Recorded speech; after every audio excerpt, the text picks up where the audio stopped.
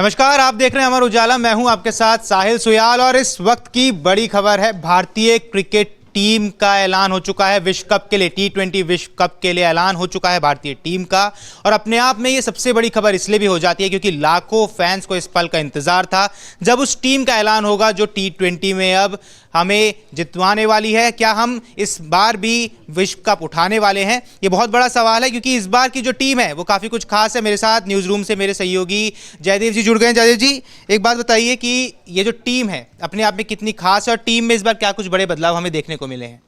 देखिए, सबसे बड़ा बदलाव तो यही है कि 2 साल बाद ईशान किशन टीम में वापस आ रहे हैं और अभी तक जो उपकप्तान थे शुभमन गिल वो टीम से बाहर हो गए हैं। उसके अलावा जितेश शर्मा को टीम से बाहर कर दिया गया है। जो कल जो सीरीज़ खत्म हुई उसमें जो खिलाड़ी थे, अक्षर पटेल हालांकि बीमार होकर बाहर हुए थे लेकिन उनकी वापसी हो गई है। उसके अलावा जो टीम थी वही टीम है। 2 बदलाव जो दिख रहे हैं, एक शुभमन गिल और दूसरे जितेश शर्मा, दोनों बाहर हो गए हैं। उनकी जगह पर रिंकू सिंह और ईशान किशन टीम में शामिल किए गए हैं। ईशान किशन 2023 के बाद अब टीम में खेलते हुए दिखाई दे सकते हैं। हालांकि वो as a backup wicket keeper शामिल किए गए हैं। मतलब पहला जो मौका मिलेगा वो आपको संजू सैमसन को मिलेगा, जो कल के मैच में उन्होंने अपना परफॉर्म किया था।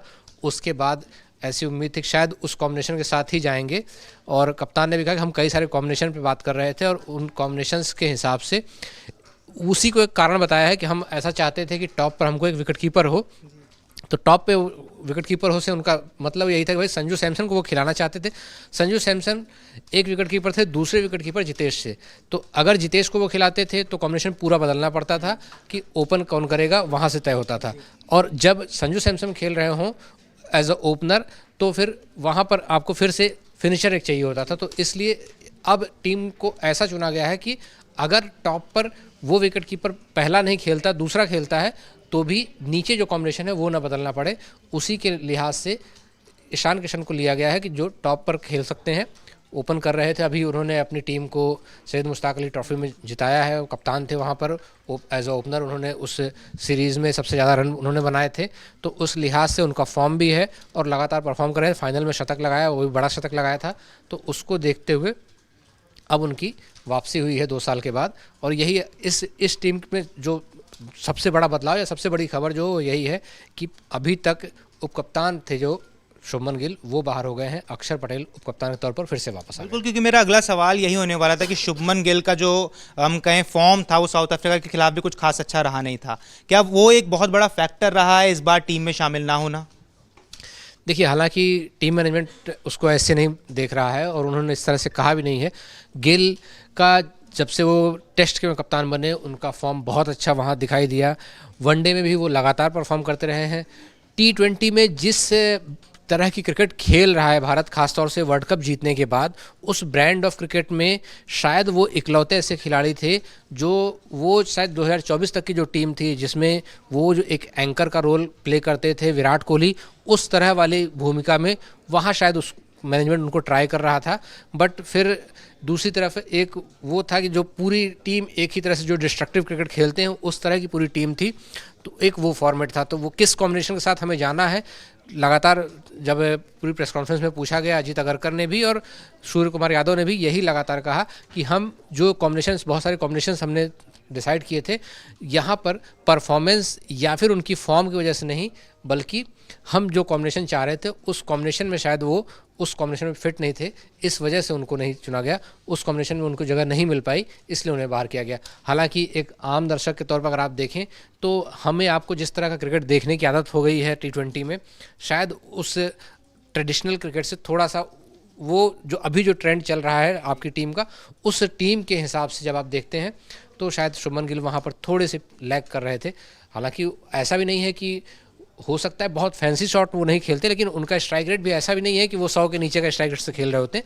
लेकिन वो कॉम्बिनेशन जो बात हो रही है कि अगर आप एक विकेट कीपर को जो ओपन कर रहा है और दूसरा विकेट कीपर फिनिशर है तो आपको पूरी टीम को बदलना पड़ता था। जैसे आप अगर पिछले मैच में देखिए तो जब संजू आए तो जितेश को भी बाहर करना पड़ा, फिर उनकी जगह पर आपको फिर नीचे भी बदलाव करने पड़े। उस लिहाज से आपको फिर कुलदीप को भी बाहर बैठाना पड़ा, हर्षित क्योंकि बाहर गए थे तो वॉशिंगटन को आपको अंदर करना पड़ा। तो वो कॉम्बिनेशन आप कैसे जाते हैं, क्योंकि टीम मैनेजमेंट लगातार कोशिश ये कर रहा है कि 8 नंबर का जो बॉलर हो वो बैटिंग कर सकता हो, उस लिहाज से जब आप देखते हैं तो वहाँ पर आपको उन कॉम्बिनेशंस के हिसाब से शायद लाइक टू लाइक रिप्लेसमेंट चाहते थे और उसी वजह से वहाँ पर आपको शुभमन गिल की जगह दिखाई यहाँ एक सवाल और ये है कि अभी आपने बैटिंग ऑर्डर की बात कर ली, टॉप ऑर्डर की बात कर ली, क्या यहाँ मैनेजमेंट इस तरफ ज़्यादा ध्यान दे रही है कि जितने ऑलराउंडर्स हो सके उनको खिलाया जाए ताकि वो बॉलिंग भी कर सकें, बैटिंग भी कर सकें और जो प्रोडक्टिविटी है उसको इंक्रीज़ कर सकें? नहीं, अगर आप उस तरह से जब आप देखते हैं तो ऐसा नहीं है ना कि आपने जो है शुभमन गिल की जगह एक ऐसे खिलाड़ी को चुना है जो बॉलिंग भी कर सकता है। आपने शुभमन, अगर बल्लेबाज के तौर पर देखें तो बल्लेबाज शुभमन गिल की जगह आपने एक बल्लेबाज रिंकू सिंह को चुना है, क्योंकि बल्लेबाज शुभमन गिल ओपन कर रहे थे और रिंकू सिंह फिनिशर है। कारण क्या है कि आपने एक फिनिशर विकेट कीपर को हटा के ओपनर विकेट कीपर को लिया, तो आपको एक नीचे फिनिशर दूसरा चाहिए था, एक ऐसा बल्लेबाज चाहिए था जो फिनिशर हो। तो वहाँ पर आपने फिर गिल की जगह पर आप वहाँ पर लेकर आए हैं रिंकू सिंह को। तो रिंकू सिंह की भी इसी वजह से एशिया कप के बाद अब उनकी वापसी हुई है। देखिए, इस बार टीम इंडिया मेज़बानी करेगी क्योंकि डिफेंडिंग चैंपियंस हैं। यहाँ पहले हम दर्शकों को बता दें कि असल में वो 15 सदस्यीय भारतीय टीम कौन सी है। दरअसल सूर्य कुमार यादव यहाँ कप्तान रहने वाले हैं, अक्षर पटेल उप कप्तान है, फिर अभिषेक शर्मा, तिलक वर्मा, हार्दिक पांड्या, शिवम दुबे, संजू सैमसन जो विकेट कीपर के तौर पर रहेंगे, कुलदीप यादव, वरुण चक्रवर्ती, जसप्रीत बुमराह, अर्शदीप सिंह, रिंकू सिंह, हर्षित राणा और ईशान किशन। अच्छा, यहाँ पे सर ईशान किशन का वापसी करना, लगभग 2 साल के बाद वापसी करना और फिर टीम में इस तरीके से जगह मिल जाना, उनके आगे भी लिखा गया कि वो भी विकेट कीपिंग कर सकते हैं, तो क्या हमें यहाँ पे दिख सकता है कि सैमसन या ईशान किशन दोनों में से कोई एक ही मैच में खेलता हुआ नजर आए? नहीं, वो तो जब अभी अनाउंसमेंट हुआ तो उसमें साफ साफ ये कहा गया कि हम एक ऐसा विकेट कीपर चाहते थे जो टॉप ऑर्डर पे खेल सके, और उसी वजह से शायद आपको न तो ऋषभ पंत दिखाई देते हैं, न तो ध्रुव जुरेल दिखाई देते हैं। वहाँ पर आपको एक ऐसा विकेट कीपर जो ओपन कर सकता है वो दिखाई देता है। ईशान किशन लगातार अपनी टीम के लिए ओपन कर रहे थे। अभी जो झारखंड की पूरी टीम खेली थी वहाँ करीब 400 रन उन्होंने बनाए उस सैयद मुश्ताक अली ट्रॉफी में, तो वहाँ पर उनकी फॉर्म भी दिखाई दे रही थी। फाइनल में शतक बनाया, अपनी टीम को जिताया, 200 से ज़्यादा उनकी टीम ने रन किए थे और एक बड़ी जीत हासिल की थी फाइनल में हरियाणा के खिलाफ। तो उनकी फॉर्म भी है और उनकी फिटनेस पर कोई सवाल था नहीं। जिस तरह का परफॉर्मेंस थी वो शायद कंटिन्यूटी जो वो चाह रहे थे टीम में, उनको लगातार मौके उस तरह से शायद उस तरह नहीं मिल रहे थे। फिर जो उनके साथ एक कंट्रोवर्सी हुई उसके बाद वो टीम से बाहर हुए, लेकिन कभी उनकी फॉर्म पर उस तरह का सवाल नहीं रहा है। वो शायद उनको कंटिन्यू मौके उस तरह से नहीं मिले। वो वनडे में दोहरा शतक लगाते हैं, लेकिन फिर जब शुभमन गिल फिट होकर आते हैं तो उन्हें उनके लिए जगह छोड़नी पड़ती है। तो शुभमन गिल या ईशान किशन की जब बात करते हैं तो ईशान किशन के लिए वहाँ पर आप देखिए कि उनका परफॉर्मेंस ऐसा नहीं है ख़राब था जिस वजह से वो बाहर हुए। जो भी बाहर of ground, on the ground कोई इशू नहीं था उनका, ग्राउंड के बाहर की जो कंट्रोवर्सी थी उसकी वजह से वो टीम से बाहर हुए थे। अब अगर वो आए हैं तो इस बार भी उनको एक बार फिर उसी तरह का रोल मिल रहा है कि उन्हें मौके तब मिलेंगे जब संजू सैमसन को अगर कोई दिक्कत होती है या ओपनर जो दूसरे ओपनर हैं अभिषेक शर्मा किसी मैच में उपलब्ध नहीं हो पाते हैं। वो दो चीज़ बैकअप विकेट कीपर के तौर पर और बैकअप ओपनर के तौर पर टीम में शामिल हुए हैं। तो एज अ बैकअप वो हैं। शायद जो फर्स्ट कॉम्बिनेशन जो बनेगा, फर्स्ट 11 जो होगी, जो शुरुआती मुकाबले खेलेगी, उसमें आपको ईशान किशन दिखाई नहीं देंगे खेलते हुए। ऐसा भी हो सकता है, कई ऐसे मौके आए हैं विश्व कप में जब कोई एक खिलाड़ी या दो खिलाड़ी ऐसे होते हैं जो पूरे विश्व कप में सिर्फ ट्रैवल करते रह जाते हैं, एक भी मैच उन्हें खेलने का मौका नहीं मिलता। हो सकता है ईशान किशन के साथ भी ऐसा हो जाए, ऐसा नहीं है कि ज़रूरी हो कि हो जाए, लेकिन हो भी सकता है। उनको एज अ बैकअप टीम में चुना गया है, ज़रूरत पड़ेगी तो वो वहाँ पर आकर, और इस वक्त जिस तरह से 15 जो हमारी टीम में हैं उन खिलाड़ियों को जो बैकअप में भी होते हैं तो उनको जब मौका मिलता है तो वो उसी तरह से परफॉर्म करते आपको दिखाई देते हैं। अभी तक बैकअप ओपनर के तौर पर ट्रैवल कर रहे थे संजू सैमसन। जब मौका मिला उनको 5वें मैच में तो उन्होंने दिखाया कि आखिर कितनी काबिलियत है उनके में, और उस जगह को उन्होंने खुद हासिल किया है अपनी परफॉर्मेंस से, और वहाँ पर अब वो मेन ओपनर के तौर पर टीम के साथ जा रहे हैं। सिर्फ वर्ल्ड कप में नहीं बल्कि उससे पहले एक तरह से इन्हीं 15 का एक पूरा आपको 5 मैच खेलते हुए दिखाई देंगे।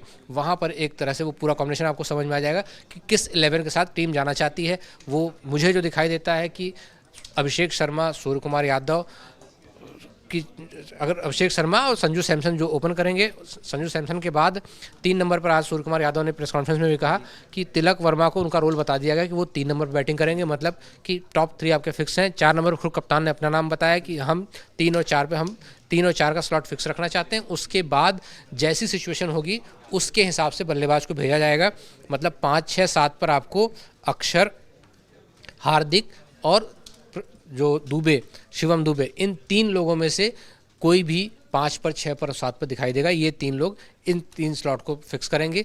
8 नंबर पर आपको वॉशिंगटन सुंदर भी हो सकते हैं, हर्षित राणा भी हो सकते हैं। इन 2 में मुझे लगता है कि स्वैप होगा, जिस तरह की सिचुएशन होगी उसके हिसाब से। 9, 10, 11 में आपको पहली चॉइस के जो स्पिनर दिखाई देते हैं वरुण चक्रवर्ती दिखाई देते हैं। 10 और 11 पर अर्शदीप और बुमराह दिखाई देंगे। अगर ज़रूरत पड़ी तो अर्शदीप को अगर आप बाहर करते हैं या हर्षित को बाहर करते हैं तो उस स्थिति में आप शायद ज़रूरत के हिसाब से आप वॉशिंगटन सुंदर भी आ सकते हैं, कुलदीप यादव भी आ सकते हैं। तो वहाँ पर जो है जगह बनती है कि 8 नंबर पे कौन आएगा। अगर हर्षित नहीं खेल रहे हैं 8 नंबर पर, सुंदर खेल रहे हैं, तो आपको नीचे 9, 10, 11 वही दिखाई देंगे, अर्शदीप, बुमराह और वरुण चक्रवर्ती। अच्छा, यहाँ पर एक सवाल और है कि ये आपने बैटिंग ऑर्डर का बता दिया, आपने वो लाइनअप भी बता दिया जिस हिसाब से रह सकता है संभवित।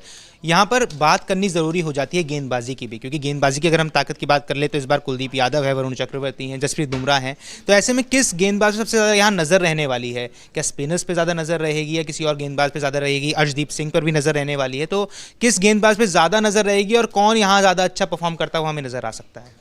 देखिए, अगर आपने कल का मैच देखा हो तो करीब 400 से ज़्यादा रन बने दोनों इनिंग्स में मिला के, और उस पूरे मैच में एक गेंदबाज ऐसा था जिसने अपने 4 ओवर में सिर्फ 17 रन दिए। तो वो गेंदबाज नाम भी नहीं ले तो हर कोई जानता है।